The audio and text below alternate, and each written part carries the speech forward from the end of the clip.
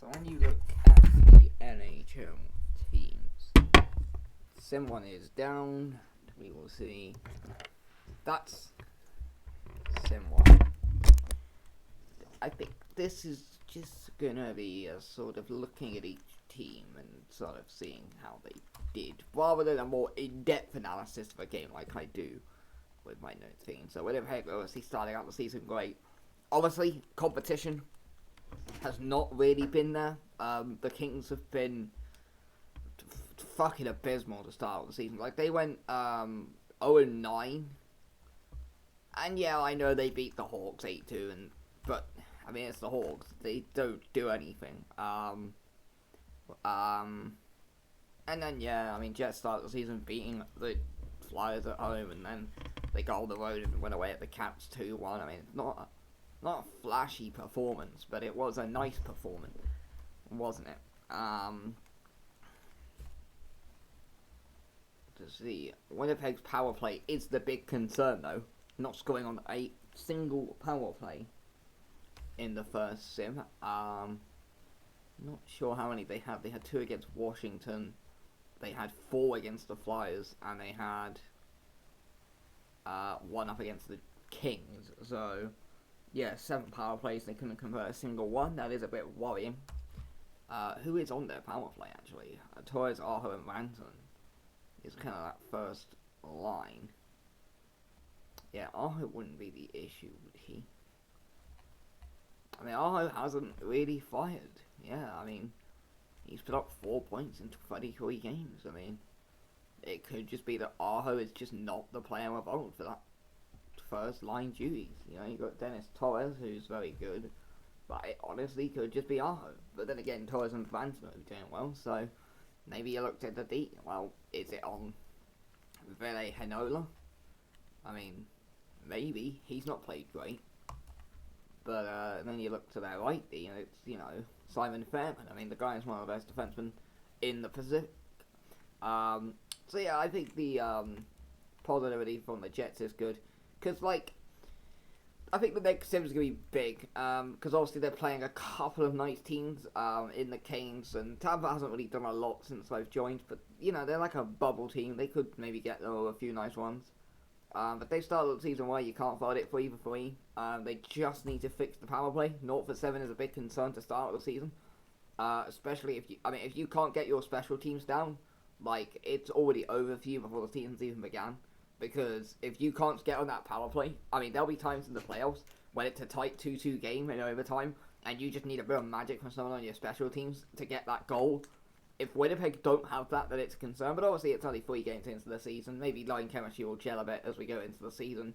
I'll be interested to see what their power play numbers do in the next sim. Because if they only get like 1 on power play goal in the next sim, then Jets might have to start looking at tweaking it around, because clearly something isn't working.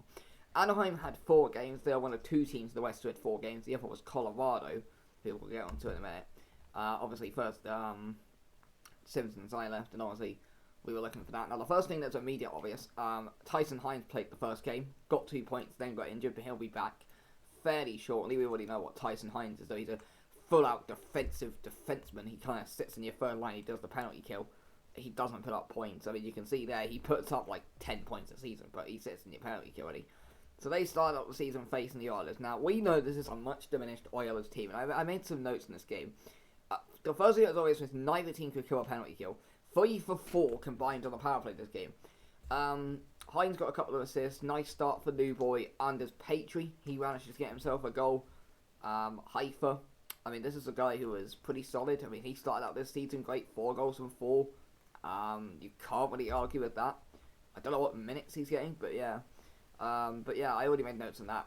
It was a pretty poor game, and then obviously they came back home to face them in a shootout that went to. Edmonton was much the better team, but Billisberger stood in his fucking head, and somehow they came back to draw, and then obviously lost in the shootout. And then they continue their road trip, and then they go back on the road to face the Yotes. Now, the Yotes are a very good team, but even then, the Ducks were solid. I mean, they had no right to win this game. I mean, look at the shots. It kind of says it all. They only won this game on virtue of Hugo Havelai, who just completely shit the bed. He put up a .722 and got swapped out for Max Donoso, who came in and kept their shutout, although he only had to make 2 saves in 15 minutes, which sort of sums up how poor the Ducks were. That with a competent goaltender, this probably could have been a 3-0 win for Arizona. But, I mean, hey, they got out well. I forgot enough of a couple of goals. Bo Horvat's actually started out the season really strongly. He's got 5 points in 4. Obviously, this is well past his best Horvat, and I do expect his numbers to drop as the season goes on. But, you know, having guys like Haifa and Horvat who are starting out the season well, if you can just get that bottle in a win. That win to the bottle, you never know. Bronson Ride, of course, survives. He gets 2 points in 4 games. So he did okay. But, yeah, the real positive for Anaheim this season has been the performances of Ashton Villersberg in the start of the sim. I mean, until he played San Jose anyway, but we'll get into that San Jose game now, obviously. 2 teams who are looking to fight it out near the bottom of the Pacific this year. And, well, I mean, Anaheim and San Jose were fairly well matched. Neither teams really took their power play opportunities. And it was kind of poor. But, I mean, hey, they lost that 3-2 in overtime. Not really too much to say. Kind of an even game, could have gone either way, these games happen. But, yeah, there was no one really firing on all cylinders that day. Alex Formond played well, of course. He came in from Buffalo. He starts out the season with 1.4, so, yeah. So Anaheim have been okay, but they're nothing special this year, are they? And their penalty kill remains a bit of an issue, but the power play is looking strong. Now, we've done 2 teams, and we're already at the 6-minute mark. If I can do math, this could take about an hour. So I'm going to just do the West for the first sim as a test to get some feedback. So, Nashville. Now, man, Nashville really is a team that got fucked, didn't they, with the retirement of Barzal, I want to say it was. But I don't know if they traded them off somewhere first, but yeah. I mean, yeah, you can kind of see how they've done it, can't you? I mean, last year they missed the playoffs. It was a bit of a disappointment, and they made it for the past 4 years. But obviously it was going to be interesting to see how they did this year. Because obviously they managed to drag in Igor Golubov, who is an absolute stud. Obviously he came on the market from Ottawa, but he didn't start great with 1 point from 3. The first thing is immediately obvious from this. Their special teams could need work. I mean, a 55% penalty kill is not ideal. But also 3 game wins, so I mean it might even out a bit. So they start the season playing the Islanders, who are just a complete fucking shambles. I mean, they absolutely slapped them, couldn't penalty kill, or even one of their 5 power plays. But the one thing that really is promising for Nashville, they had a nice ball play win percentage, they were physical, and they won face-off. Now, those numbers might not mean a lot, and maybe we'll see as they,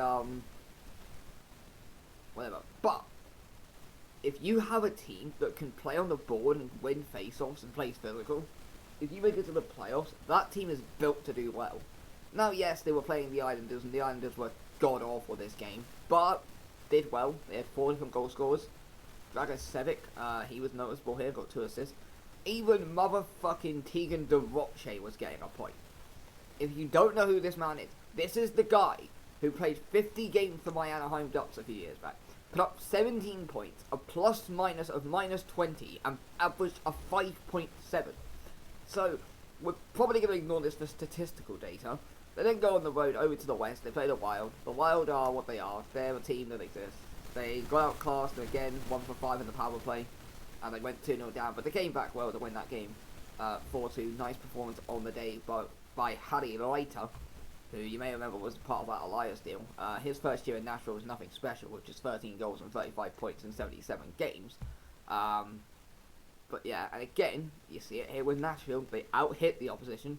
Didn't get as many ball plays, but it was 50-50, and they won a lot of face-offs.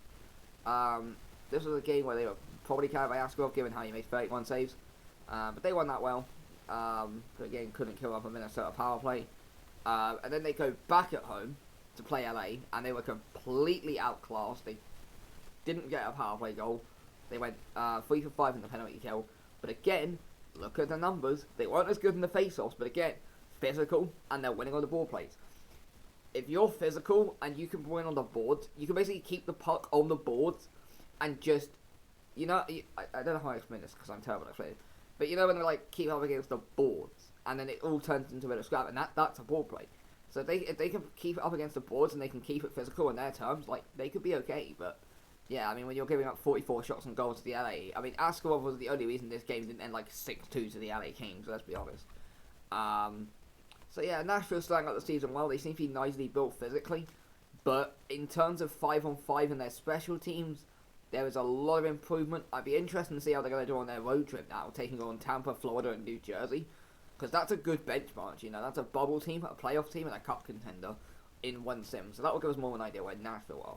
Colorado, of course, were the big favourites. I thought they were going to do really strongly. The first thing to come out of this first sim, notably, is Joel Ferrari has picked up a knocked. So I'm not sure he'll be involved in the next sim anyway. Obviously, he came in from Philadelphia earlier this year near the deadline and put up 13 goals in 18 games. So he will be a loss, but it's early in the season. It's 1-7. So they've played every single game on the road to start the season. And they started out against Boston, but I already made my points on that game clear. They then played Washington, and you would expect the Avs to steamroll them, but the Caps were the better team. They killed both the Avs power plays. They were more physical, a lot more physical in Washington's case. They had more takeaways, noticeably more. They were outplayed. Face-off winning them, they outshot them. I mean, the Washington Caps were the better team for this game, but the Avs managed to hold on and they won it in a shootout. The eventual goal-tying game came from Cole fucking Henriksen, who started out the season amazing somehow. Jamie Drysdale, I mean, he's 30 years of age now. Obviously, he's been there a long, long time since they hooked up from the Ducks. If you're wondering how badly that trade ended for the Ducks, well, they got Alex Newhook, Ethan Caldwell, a second and a third. And neither of those guys did anything. But, yeah, so that happened. They then travelled on the way to the Canes, and again, like, they weren't good. They went 0 for 3 on the power play, which massively inflates their shots on goals. They only killed one out of the 2 Kane power plays. They were once again not physical. And one thing I'm noticing from the Avs that is particularly worrying if you're backing them to win the cup like me, they're not playing physical and they're not winning on the boards. And they're also not winning many face-offs. That's a big concern if you want to get to the power. Another thing as well, this game they were a lot more better with their giveaways and takeaways, but they weren't good against the Canes. And this game they just had a really bad game with goals ending and just never got into it.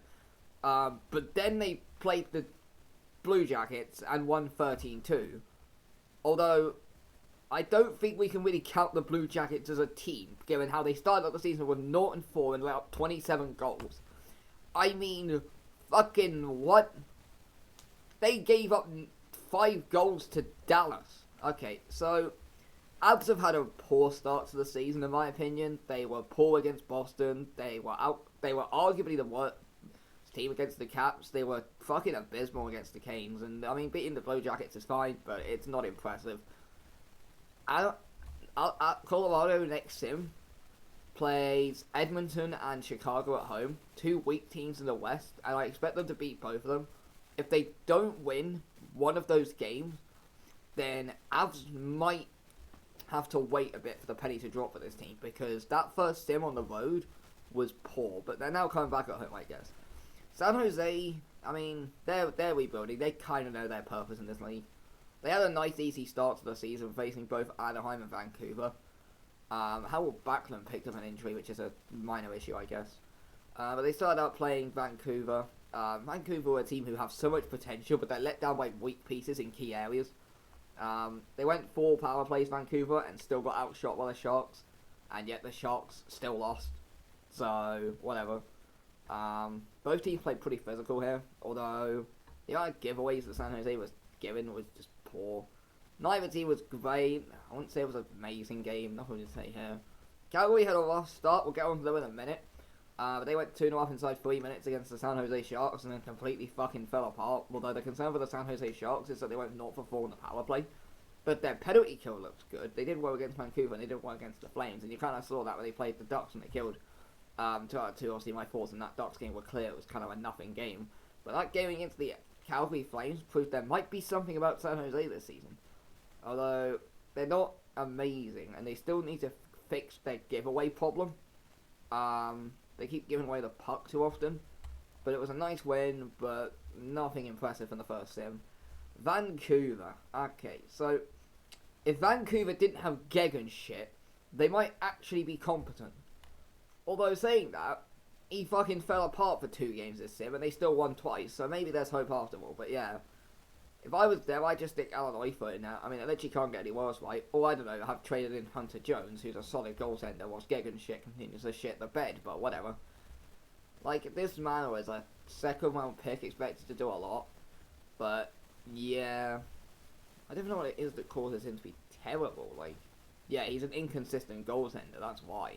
So he's just effectively useless. Um, so yeah, as mentioned, they started against the Sharks. It was pretty close, but they were okay in the end. They won the game. The Yotes, I mean, that was always going to be more of a test for the Canucks, but they outclassed the Yotes. I have no clue how they lost this game on the stats. You know, they were much better in the face-offs. They were solidly physical, although not that great. They were winning takeaways, which is good because they need to remain defensively solid. They, you know, had 39 to 26 shots, but ultimately, when Hugo Havelide is on his day, and then obviously the Oats made them punished with the quality of the likes of Candagello, Gunther, Boomcow, who is a solid defenseman. See, there's Cantagello, obviously came over from my Ducks and then kind of fell off. He's a BTEC head Barton these days, but no one wants to hear it. And then they played the Rangers, two teams not really that good. Both teams played okay. Again, the Canucks massively outshot their opponent and had to go to a shootout to get it done, but hey, they got it done in the end. Good performance from Connor Bedard, who looks pretty up for it this season. He's got 5 points in 4. He's yet to hit that magical 70-point season yet, which is disappointing for a guy like Bedard. But you feel like this could be the year that Connor Bedard gets that big 70-point season if he keeps this pace up. So yeah, similar thoughts to the Canucks and the Sharks, they're not really that great. St. Louis are one of a couple of teams who only played 2 games at 7. They won both of them. Obviously, they started the season going on the road to the Wild, who... I mean, the Wild aren't amazing, but they're a solid benchmark team, and yeah, St. Louis had like a lot of positives on this game. The couple of major concerns is they weren't that physical, and their face-offs and ball plays were garbage, but it's the first game of the season, so there could be some forgiveness there.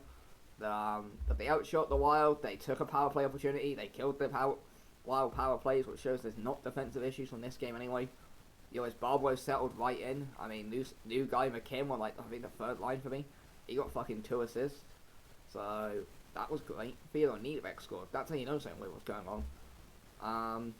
Wild never really got into this game. They were just not efficient on the power play or the penalty kill. And whilst they were very physical, it didn't really mean anything when they couldn't really match St. Louis, but we'll touch more on that later. The Blackhawks then were next. They came back at home, and they actually found themselves 2-1 down after 13 minutes. But yeah, they just beat the Hawks. I mean, it was a game where the Hawks had 4 power plays, only took 1 of them, and then the Lewis took 2 out of their 3 power plays. Again, they weren't physical, they weren't great at the ball plays or the face-offs, so similar issues with the Abs, but I mean, they took 2 out of their 4 penalty plays, and then, yeah, but it was a 4-3. Hawks tried to play the empty net, it didn't work, Kevin even slotted it down the net. Solid start to the season for St. Louis, but obviously we've only seen them play twice. Their next game will probably be a bit more revealing because they play on the road against the Flames, Sharks, and Arizona, so a team that should be near the cup, a fucking tanker with a bubble team. And then you've got further down LA. My thoughts on LA is fairly clear. They've been garbage this season. Edmonton, I mean, I'm going to summarise it because I've already looked at a couple of their games. They're fucking shit this year. Like, they're honestly useless. Like, they might have beat the Hawks, but the Hawks are just an embarrassment to the league. Arizona only played twice, and I think I've actually really looked at both their games. Yeah, they beat the Canucks, and they were lucky to win that 4-1. And then they lost to the Ducks, so really weak first in for the Coyotes, but they now play Calgary, Minnesota, and Blues, who are all prove a solid team, and then they go on the road for a bit. So, good luck to them. Dallas. Okay, so they beat the Columbus, but it doesn't really count. And then they played New Jersey twice. I mean, they outshot New Jersey, but not New Jersey, Carolina, but Carolina's penalty kill was just too strong, and eventually they lost that game 4-2, although effectively 3-2 if you take out the empty net. They then came back at home to the Canes, but this time the Canes were a much better team, and the Dallas never really got into it. So, not really too much to say for Dallas. They played the Canes twice, they're up 9 goals, and weren't really amazing in either game, apart from the first one, they were okay. Calgary were just abysmal. Like, they lost to the Sharks, but it's fine, they're back on home ice against the Islanders. And then they gave up nearly 40 shots on goal and conceded 6 after going 3-2 off inside the third. So, really poor first sim for the Flames. But now they got a nice sim coming up with 4 games. The Yotes, the Blues, the Bruins, and the Caps. I think out of those, I would expect them to beat the Caps and the Yotes. Blues could win, especially as they're at home. Bruins will be 50-50 though, because the Bruins are always a good benchmark team. Like, the Bruins are the East equivalent of like Arizona in the West. Like, they're not gonna win, maybe, but they'll fucking press you. Wild have started out the season a bit meh, although to be fair, they've played St. Louis and meh Nashville. They've let up 8 goals in 2 games, but now they've got some easier ties coming up against the likes of San Jose in there, and you can see towards the end of the month they're playing Philadelphia twice in the Canucks, so I think the next year will be more of an in for the Wild. I don't really have too much else to add.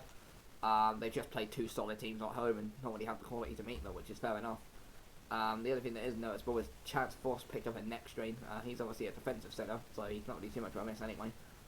And then lastly, Chicago, who comes into this season with an inactive GM. They haven't really done anything. I have nothing to add. They are just easily the worst team in the West right now. Like, even if you look at someone like San Jose, like, they have positive pieces and they have positive trades. Even Canucks have nice pieces. Dallas is making nice moves, but what do Chicago have? I mean, they have an inactive GM, and they're still relying for all hope and Murphy in hell that a 39-year-old Colton Parayako can hold down the defensive line. Spoiler alert, Colton Parayako hasn't been able to hold down the defensive line for 5 years. So, yeah, they're just a bit of a mess. They're easily the worst team in the league. There's nothing really going for them. Their only hope is if in the next sim I see them beat Anaheim or LA. If they can't beat Anaheim or LA, then they really are just terrible. They're not like Columbus bad, but my god, they're bad. The other deal I'd like to touch on is LA. I need to see them do something in this next sim. I need them to get minimum wins against Blackhawks and the Ducks, or this could be a really bad year. I wasn't convinced by them in the exhibitions, and whilst they've won 2 of them, I think 3, I haven't been convinced by their performances against either the Jets or the Preds. And their next sim is winnable in all 3 games. I mean, the Hawks are useless, the Oilers are weak this year, and Anaheim is terrible this year. They're a bit meh. And then after that, play Detroit, which should be an easy win. Rangers should be an easy win. Sharks should be an easy win. Oilers come up again. So LA really should be aiming to get like 6 or 7 wins by the end of this month. If they don't, then yeah, it's a bit meh. But yeah, that's that. To conclude, I think Winnipeg are looking the most solid. They are top, but I think with what I've seen from them, they just need to fix up that power play. If they fix up that power play, they're going to be so good. St. Louis and Colorado have improvements to make, but they are looking solid, although I need to see a bit more out of the Avs, because they've looked really slow to start the season, but St. Louis have looked decent. LA, I'm not convinced by them. In fact, LA, Edmonton, those 2 teams are pretty poor this year. Calgary needs to have a big sim, because that's not a good way to start the season. Nashville might be okay this year, but I think we need to see a little bit more out of them. Anaheim will not stay second. They'll drop out of the playoff spots pretty soon. Same with San Jose and Vancouver. I expect Arizona to be in there. They haven't done anything special this season, but they've just got the quality to make it. Hawks are absolutely doomed. Dallas will just exist. And Minnesota, their next team will be crucial, but I could honestly see them maybe squeaking into that 8th seed. It's not a great West this year. I can tell you now that for the fact that the likes of Chicago, Dallas, Edmonton, and Anaheim and San Jose will all not get playoffs, which means that there's going to be like 9 teams competing for it. I just think Minnesota might squeak ahead of Edmonton for that. Not Edmonton, LA. I'm not been convinced by LA so far. Heck, I wouldn't even be shocked if LA finishes like 10th or 11th based off what I've seen earlier this season.